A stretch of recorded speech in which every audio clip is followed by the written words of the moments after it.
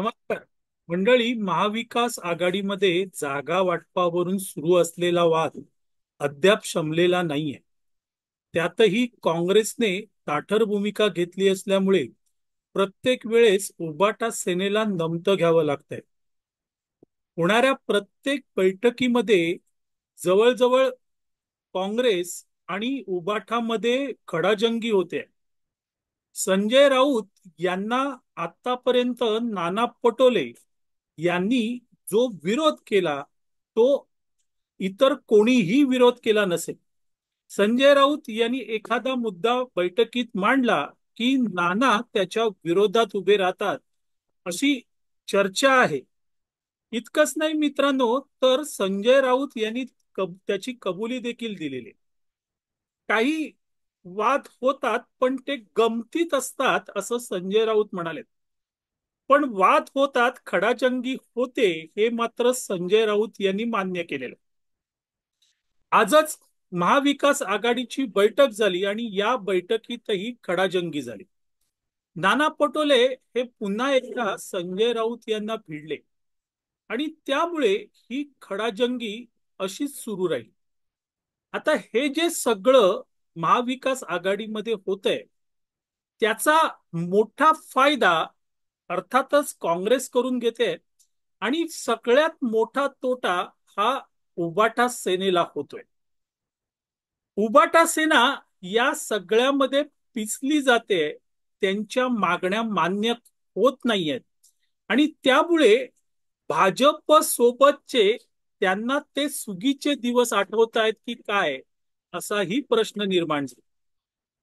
भाजप जो सोबत जेव्हा शिवसेना युतीत होती त्यावेळेस संजय राऊत असतील, उद्धव ठाकरे असतील किंवा तत्कालीन शिवसेनेचे नेते असतील, त्यांचा एक मोठा तोरा होता, ओरा होता. ते एखादी गोष्ट मांडायचे आणि भाजप हो नाही करता त्यांच्या गोष्टी मान्य करायच्या. संजय राऊत यांना वाटलं असेल की आताही तसंच होईल, पण संजय राऊत यांना प्रत्येक वेळेस नाना आडवे गेलेले आहेत आणि त्यामुळे महाविकास आघाडीमध्ये जागा वाटपाचा तिढा अद्याप काही सुटलेला नाही. आघाडीने अखेर 255 जागांसाठी फॉर्म्युला जाहीर केलेला आहे. काँग्रेस, उद्धव बाळासाहेब ठाकरे शिवसेना, शरद पवार असे हे तीन पक्ष या त्रिकुटाला प्रत्येकी 85 जागा जाहीर झालेल्या. वाद सोडून आणि छोट्या मित्र पक्षांशी सल्लामसलत करून उर्वरित जागा जाहीर केल्या जातील असेही महाविकास आघाडीकडून सांगितलं गेलेलं आहे.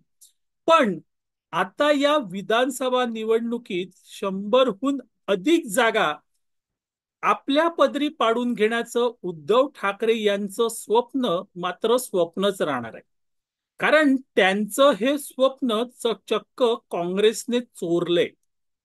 आतापर्यंत जाहीर झालेल्या यादीनुसार काँग्रेस 102, उद्धव बाळासाहेब ठाकरे यांचा शिवसेना पक्ष 84 आणि शरद पवार यांच्या नेतृत्वाखालील राष्ट्रवादी काँग्रेस पक्ष 82 जागांवर निवडणूक लढवत आहे.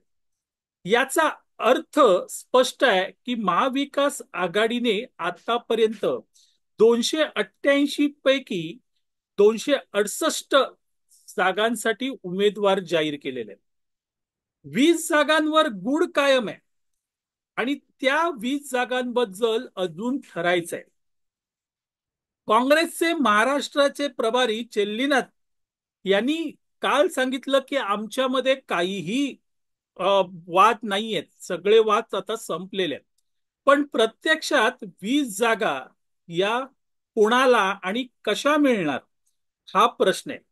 आपण एक गृहीत धरू की या सगळ्या जागा उद्धव बाळासाहेब ठाकरे यांच्या शिवसेनेला मिळाल्या, तरीही उद्धव बाळासाहेब ठाकरे यांची शिवसेना ही 100च्या पुढे जाणार नाही.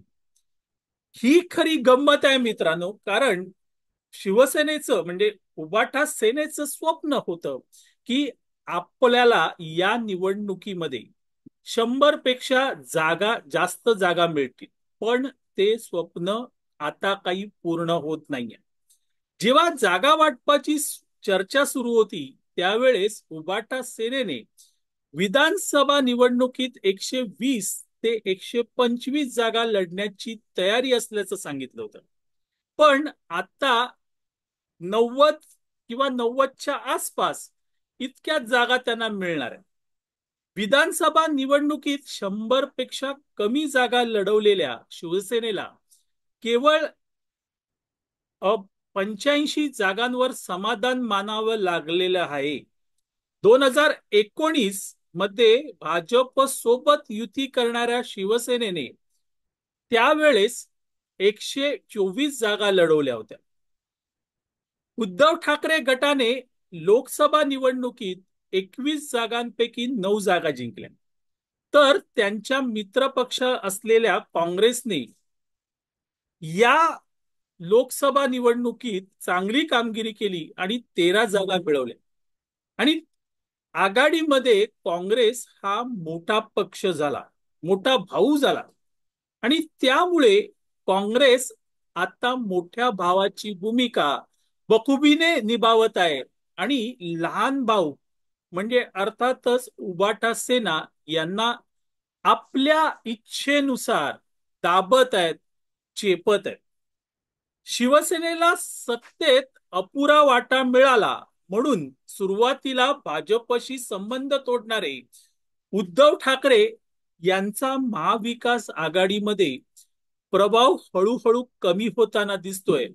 आणि हे आता महाराष्ट्राची जनताही जाणू लागलेली आहे. उद्धव सेनेचे औरंगाबाद मधले उमेदवार किशनचंद तनवानी यांचे नाव पहिल्या यादीत जाहीर करण्यात आलं. मात्र त्यांनी उमेदवारी नाकारली आणि हा उबाटा सेनेला सगळ्यात मोठा धक्का होता. महाविकास आघाडी जिंकू शकेल असा विश्वास नसल्याने आपण या निवडणुकीतील लढतीबाबत साशंक आहोत. आणि म्हणून हिंदुत्वाची मतं फुटू नयेत इतक्या स्पष्टपणे त्यांनी सांगितलं की हिंदुत्वाची मतं फुटू नयेत आणि म्हणून मी माघार घेतोय. खरं म्हणजे हे जे तनवानी आहेत त्यांनी हिंदुत्वाची भूमिका घेतली, ती भूमिका उबाटा सेनेच्या एकंदरीत भूमिकेच्या म्हणजेच मुस्लिम अनुनयाच्या भूमिकेच्या विरोधात आहे. आणि तनवानी यांची ही भूमिका हेच दर्शवतं की उद्धव बाळासाहेब ठाकरे यांनी हिंदुत्व वेशीला टांगलेलं आहे आणि ते आता मुस्लिम धार्जिण्या भूमिकेवरच निवडणूक लढवणार आहेत.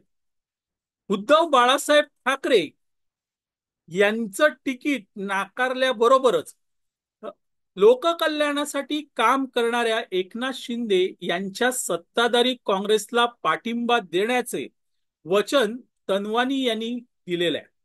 आणि त्याचं मुख्य कारण हेच आहे की तनवानी म्हणतात की हा हिंदुत्ववादी पक्ष आहे आणि त्यामुळे आपली हिंदुत्वाला साथ आहे आणि त्यासाठी आपण तिथे जातो.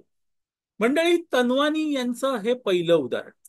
दुसरं उदाहरण आहे ते भोर आणि खडकवासला मतदारसंघात.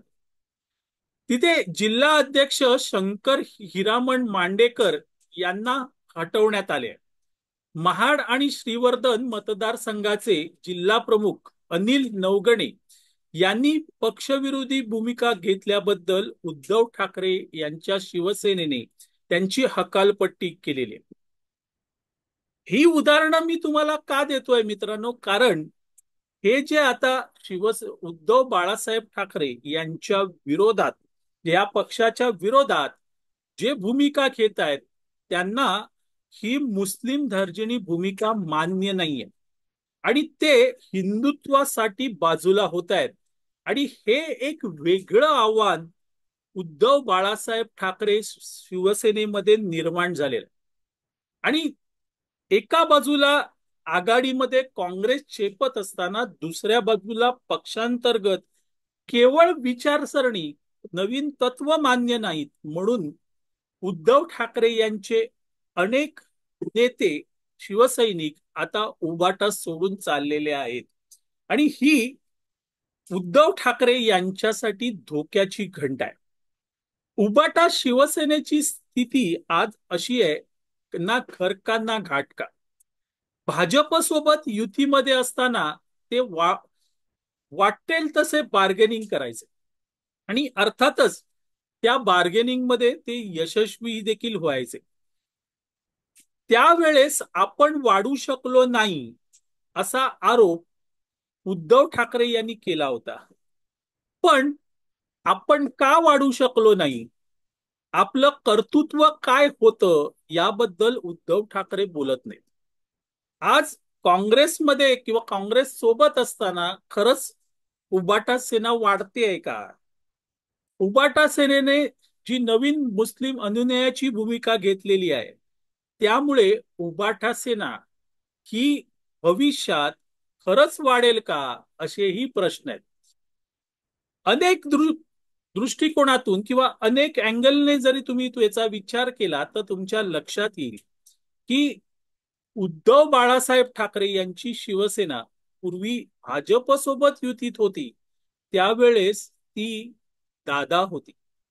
आता ती दादा राहिलेली नाहीये. आणि हेच खरं म्हणजे उद्धव बाळासाहेब ठाकरे यांचं चुकलेलं गणित आहे. असो, मंडळी, त्यांनी काय करावं हा त्यांचा प्रश्न आहे. जे आढळलं ते तुमच्या समोर मांडलं. हा व्हिडिओ आवडला तर लाईक करा, शेअर करा, लक्षवेधला सबस्क्राईब करा. मी आबा माळकर आपली रजा घेतो. धन्यवाद.